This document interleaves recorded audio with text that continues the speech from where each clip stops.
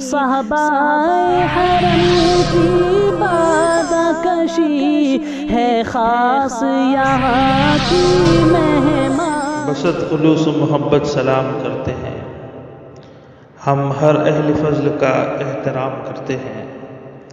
السلام علیکم. الحمدللہ شہر ہمایت نگر کی مسجد ختیجۃ الکبریٰ میں دینیات مکتب کا ایک افتتاحی پروگرام عمل میں آیا. اس پروگرام میں 27 معصوم طلباء و طالبات کا ناظرہ کلام پاک شروع کیا گیا. کلام اللہ شریف کا آغاز جامعہ اسلامیہ دارالعلوم محمدیہ کے موقر استاذ الاساتذہ حضرت مولانا غیاث الدین صاحب رشیدی دامت برکاتہم کے دست مبارک سے کیا گیا.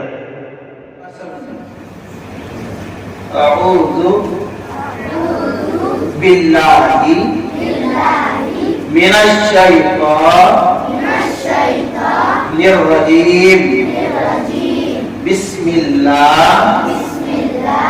الرحمن الرحیم.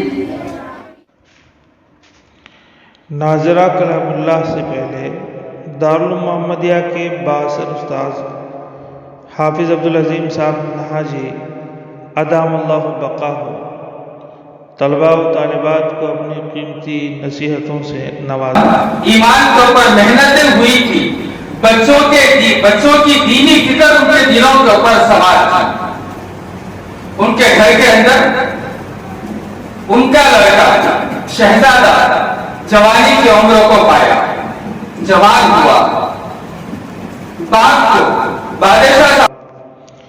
ساتھ ہی صدر جلسہ جامعہ اسلامیہ دارالعلوم محمدیہ ہمایت نگر کے باکمال استاذ اور اپنے ماتحتوں کے جذبات کو سمجھنے والے استاذ مکرم صدر المدرسین حضرت مولانا منیب الدین امجد صاحب قاسمی مدظ اللہ العالی نے طلباء و طالبات اور عوام کو اپنی قیمتی نصیحتوں اور مشوروں سے بھی نوازا. جس کو سننا بھی عبادت ہے، جس کو سنانا بھی عبادت ہے، جس کا سیکھنا بھی عبادت ہے، جس کا سکھانا بھی عبادت ہے، اور جس کا حفظ کرنا بھی عبادت ہے. دنیا میں ایک ہی ایسی کتاب ہے کہ جس کو چھونے سے بھی اللہ ثواب دیتا ہے، جس کے پڑھنے سے بھی اللہ ثواب دیتا ہے، جس کے سمجھنے سے اور سمجھانے سے بھی اللہ تبارک و تعالیٰ ثواب دیتا ہے. اس مبارک اجلاس میں بہت سارے علماء نے شرکت فرمائی، بالخصوص ناظم مکاتب حضرت شیخ مولانا زاہد صاحب قاسمی، حضرت مولانا معین صاحب اشاعتی، استاذ مکرم حضرت مولانا مفتی محمد عمر صاحب اشاعتی، حافظ ابراہیم، حافظ اعجاز، حافظ معین، حافظ عبدالمجید اور دیگر علماء نے شرکت فرمائی.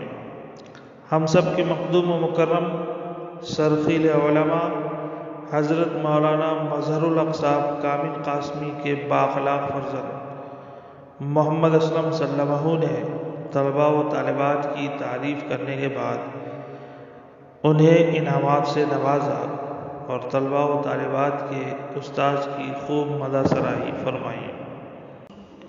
اخیر میں جلسے کا اختتام شہر ہمایت نگر کی مشہور مسجد رحیم کے باصلاحیت امام عوام کے رہبر حضرت مولانا عبد الماجد خان قاسمی دامت برکاتہم کی دعاؤں سے جلسے کا اختتام عمل میں آیا. اللہ ہم سب کو عمل کی توفیق نصیب فرمائے. آمین ثم آمین.